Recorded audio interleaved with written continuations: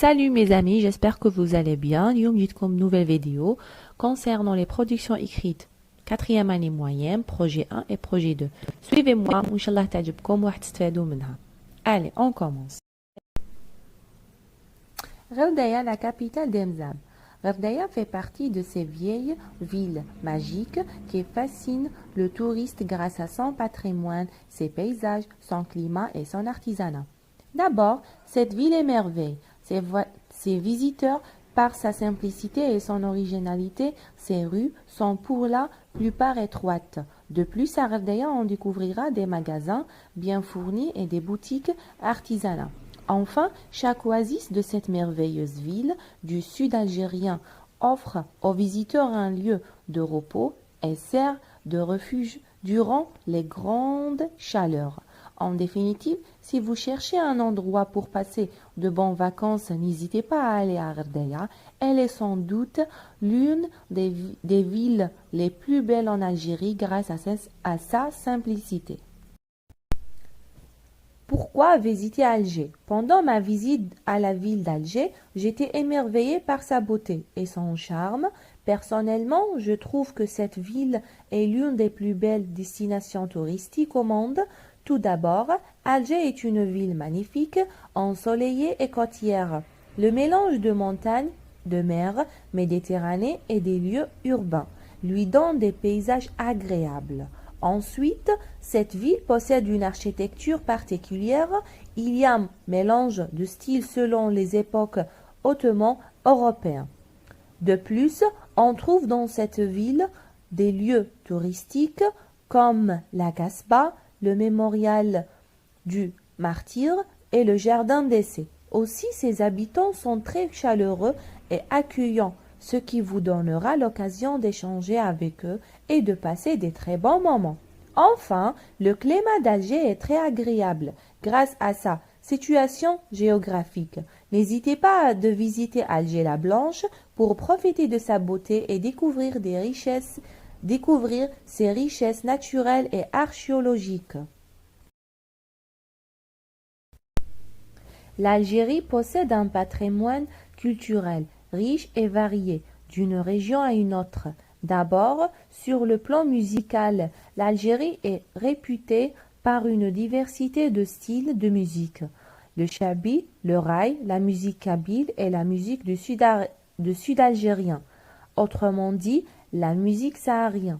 Ensuite, l'artisanat algérien, plus précisément les bijoux, est riche par son histoire et ses artisans. Plusieurs matières et de techniques sont à la disposition des artisans.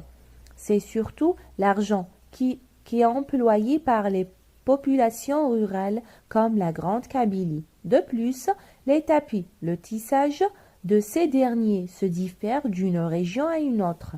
Les tissages de Tlemcen sont d'une forme berbère avec des motifs moins complexes que ceux retrouvés chez les Mozabites.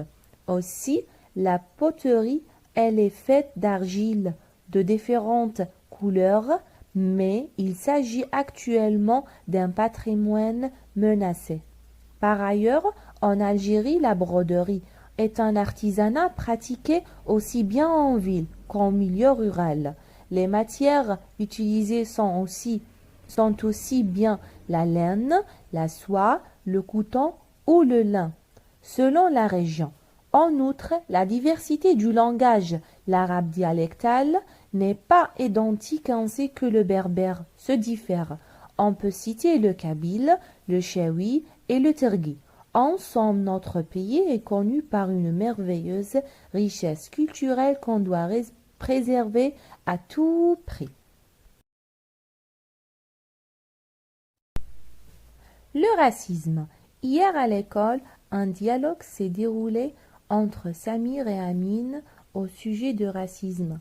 Le racisme est un comportement lâche qui dégrade la société, dit Amine. Je suis d'accord avec toi, répondit Samir. Ça nous empêche de vivre en harmonie. Oui, il encourage la haine entre les gens, mais que doit-on faire pour lutter contre ce phénomène?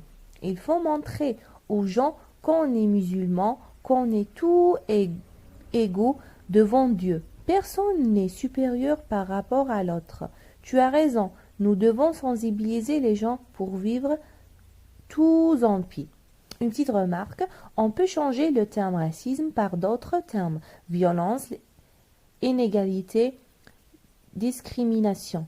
Tout en gardant les mêmes arguments, on peut ajouter d'autres quand même.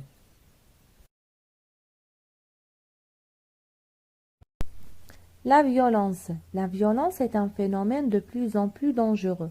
Pour la société, ces causes sont surtout dues aux problèmes familiaux et à la pauvreté. Ce phénomène entraîne de graves conséquences.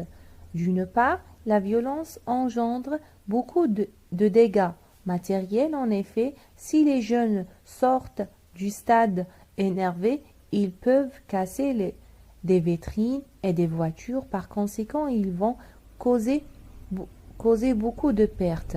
D'autre part, la violence entre des problèmes avec les gens ou la police. Lorsque quelqu'un viole, sa solution pour résoudre ces problèmes, c'est d'aller frapper les gens. Donc, il va avoir des problèmes avec la police.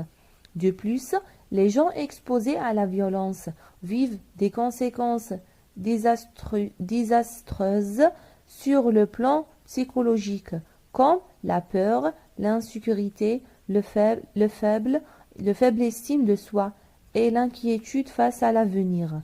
Par ailleurs, la personne qui s'est vue infliger des mauvais traitements représente un niveau immense de colère et d'agressivité. Enfin, les victimes de violences peuvent s'adonner à la consommation de l'alcool, du tabac et la drogue, ce qui peut mettre fin à leur vie. Il faut agir vite. Face à ce phénomène, on aide les gens, femmes, hommes, enfants, vieux et vieilles, pour qu'on puisse vivre tranquillement. Les droits de l'enfant. Les enfants sont victimes de malnourrition, de maladies et de famine, alors qu'il existe des droits des protégeant ces êtres innocents. D'abord, l'enfant doit pouvoir se soigner et bénéficier de remèdes et de médicaments. Ensuite, il doit pouvoir se nourrir, manger sainement à sa faim pour ne pas succomber aux maladies, pour pouvoir jouer, tenir debout, penser et réfléchir. Enfin, la scolarisation est importante et tout enfant doit aller à l'école pour apprendre. En définitive, nous devons sensibiliser la société ainsi que les parents pour qu'ils prennent soin de leurs enfants. Merci d'avoir regardé la vidéo. ما تنسوش تشتركوا في القناة وتفعلوا الجرس باش يلحقكم جديد وإن شاء الله تكونوا استفدتوا من هذه الفيديو. Bon courage.